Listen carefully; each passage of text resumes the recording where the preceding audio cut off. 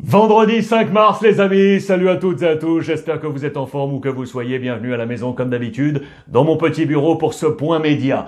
Thomas Tuchel est en train de réussir son pari et dans le même temps, Jürgen Klopp s'effondre les amis. Hier, c'était le gros match de Premier League. Chelsea s'est imposé à Liverpool 1-0. Incidence.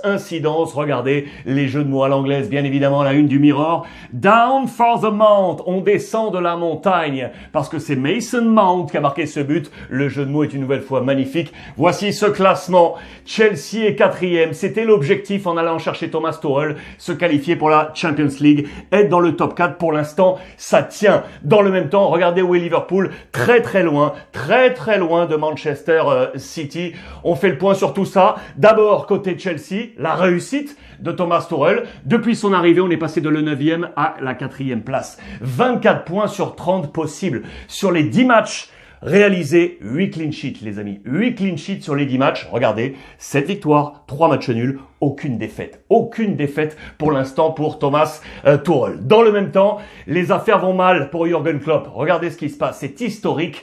5 a slide. Le glissement avec 5 défaites. 5. C'est la première fois de l'histoire de Liverpool qu'à domicile, les Reds enchaînent 5 défaites. Aucune victoire à domicile en 2021. Un seul tir cadré face à Chelsea, Burnley, Brighton, Manchester City, Everton et donc Chelsea. Les 5 défaites enchaînées pour Jürgen Klopp. C'est périlleux pour Liverpool. 2 informations complémentaires en Angleterre. Regardez, en marge bien évidemment du succès des Blues. La première, elle est pour Manchester United avec De Gea. Il va rester en Espagne. Il est rentré en Espagne pour être auprès de sa compagne qui attend leur premier enfant. Ole Gunnar Solskjaer l'avait mis non titulaire pour le match face à Crystal Palace le week-end dernier. En conférence de presse, le coach de Manchester a été interrogé sur la durée d'indisponibilité de son gardien de but espagnol. C'est privé. C'est la réponse du coach de Manchester.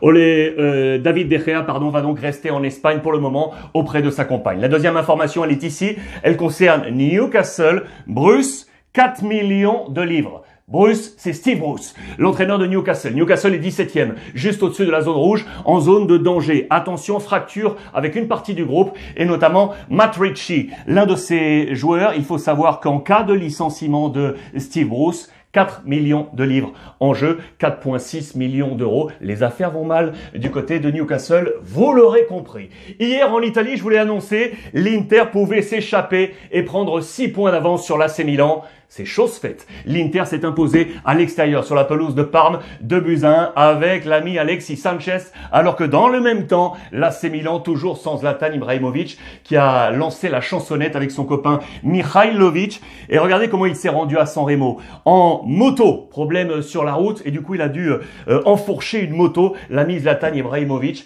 Je vous laisse imaginer les problèmes d'assurance avec le club et compagnie, ça peut encore ajouter à la polémique. L'Inter s'est donc imposé avec Alexis Sanchez, victoire ultra importante pour l'Inter qui s'échappe donc du côté de la Serie A. Vous le voyez avec Alexis Sanchez. Bon travail une nouvelle fois de Conte souligné. Après Eriksen, Perisic, voici le 3e joueur ultra important relancé par le coach Conte. Voici la trajectoire et le calendrier. Je vous ai grossi tout ça les amis. Regardez là, le tête-à-tête entre Milan et l'Inter. Les Rouges de Milan ont quasiment toujours été en tête. C'est ici que ça a croisé à la 22e journée. 18 victoires pour l'Inter, 16 victoires pour l'AC Milan. Pour l'instant, la différence, elle est là. Le calendrier avec ce classement. Regardez, 59 points pour l'Inter, Milan à 53. Le calendrier de l'Inter vers le Scudetto éventuel. Il y a des gros matchs. Dès ce week-end face à l'Atalanta, il y a le Napoli qui est ici. Il y a l'AS Roma ou encore la Juventus. 4 gros rendez-vous qui balisent ce calendrier de l'Inter. Milan jusqu'au titre éventuel. Milan, pendant ce temps-là, je vous l'ai dit, Zlatan est donc à San Remo à la chansonnette. Et on prépare le plan de bataille pour la saison prochaine. Déjà du côté de l'AC Milan de Pioli, avec bien entendu les 3 têtes fortes de l'organigramme sportif, avec Gazidis, avec Massara et Maldini. Le plan de bataille est là avec une colonne vertébrale que vous voyez facilement, avec Donnarumma, Kier, l'ami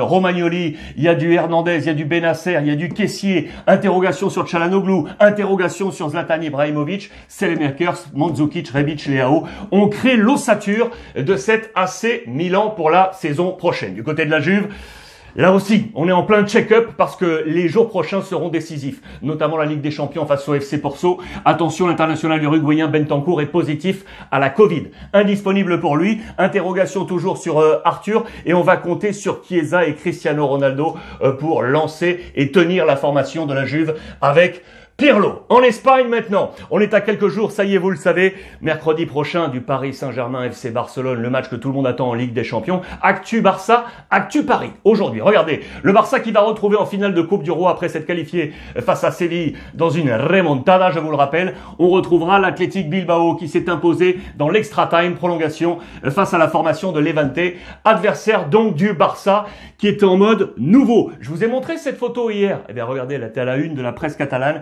avec ce Vuelve la piña. C'est le retour de la piña. Je vous rappelle l'expression en Espagne. Piña, c'est l'ananas ou la pomme de pin, un fruit compact, dur, le groupe est là. Voilà pourquoi on utilise cette expression du nouveau Barça, complètement relancé. On va à tout.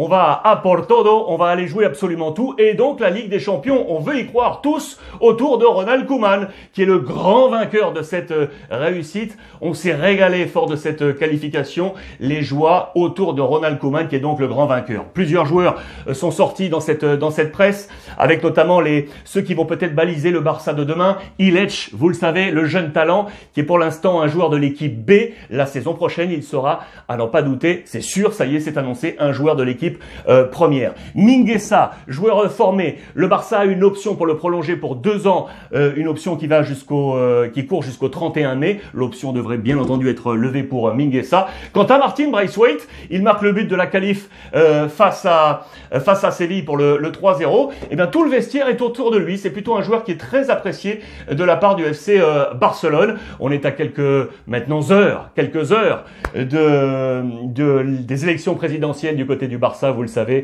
entre Laporta, Font et Freixa, celui qui fut président de 2003 à 2010, Joan Laporta est le grand favori. Le monde du football veut que je revienne à la tête de ce Barça. On est en pleine méthode